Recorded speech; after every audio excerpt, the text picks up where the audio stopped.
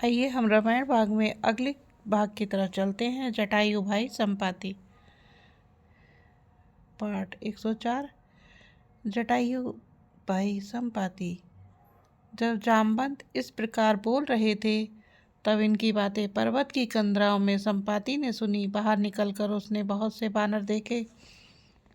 तब वह बोला, जगदीश्वर ने मुझको घर बैठे बहुत सा आहार भेज दिया। आज इन सबको खा जाऊंगा। बहुत दिन बीत गए, भोजन के बिना मर रहा था। भरपेट भोजन कभी नहीं मिलता। फिर उसकी संपत्ति को देखकर सब बानर उठ खड़े हुए। जामवंत के मन में विशेष सोच हुआ। जामवंत कहते हैं कि अच्छा है, हमारी मृतदेह किसी के तो काम आएगी। फिर अंगद कहते हैं कि जटायु के समान धन्य कोई नहीं है। श्री राम जी के कार्य के लिए शरीर छोड़कर वह परम बढ़त भागी भगवान के परम धाम को चला गया।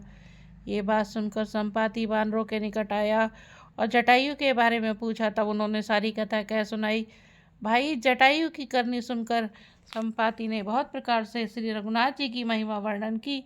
उसने कहा, मुझे समुद्र के किनारे ले चलो, मैं जटायु को तिलांजलि दे दूं। इस सेवा के बदले मैं तुम्हें बता दूंगा कि सीता जी कहाँ हैं। जिसे तुम खोज रहे हो उसे पा जाओगे। समुद्र के तीर पर छोटे भाई जटायु की क्रिया श्राद्ध आदि करके संपाति अपनी कथा कहने लगे। हे वीर बानरो, सुनो, हम दोनों भाई उठती जवानी में एक बार आकाश के में उड़कर सूर्य के निकट चले गए।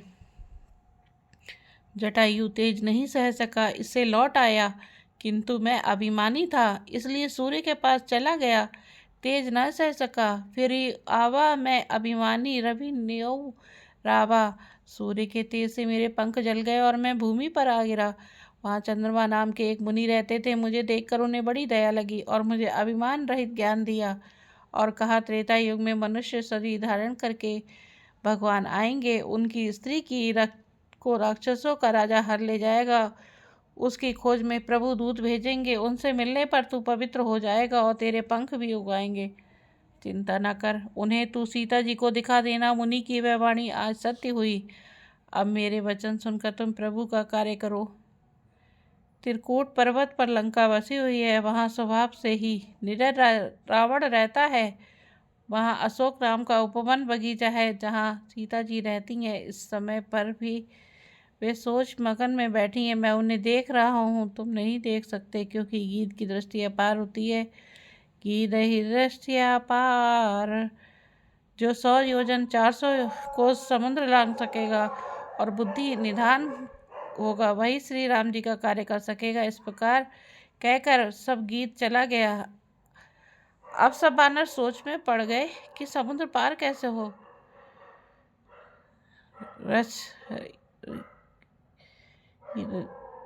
रीछराज जामवंत कहने लगे कि मैं बूढ़ा हो गया हूँ। बाली के समय जब भगवान वामन बने थे तब मैंने 2 ही घड़ी में दौड़कर उस शरीर की 7 परिक्रमा कर ली थी। अंगद ने कहा, मैं पार तो चला जाऊंगा, किंतु लौटते समय के लिए हृदय में कुछ संदेह है। देखिए, ये सब तो जा सकते हैं, लेकिन हनुमान जी के सोई हुई शक्तियों को जगाना है और हनुमान जी को ही भेजना है। वृक्षराज जामवंत ने श्री हनुमान जी से कहा कि हनुमान जी, हे हनुमान जी, हे बलवान, सुनो, तुम चुप क्यों बैठे हो? तुम पवन के पुत्र हो और बल में पवन के समान हो। तुम बुद्धि विवेक और विज्ञान की खान हो। कवन सो काज कठिन जग माही, जो नहीं होए तात तुम पाही।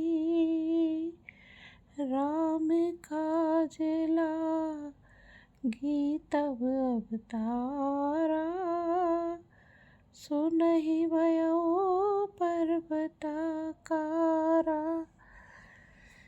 जगत में कौन सा ऐसा कठिन काम है जो तुमसे ना हो सके। श्री राम जी के कार्य के लिए ही तो तुम्हारा अवतार हुआ है। यह सुनते ही हनुमान जी पर्वत के आकार के अत्यंत विशालकाय हो गए।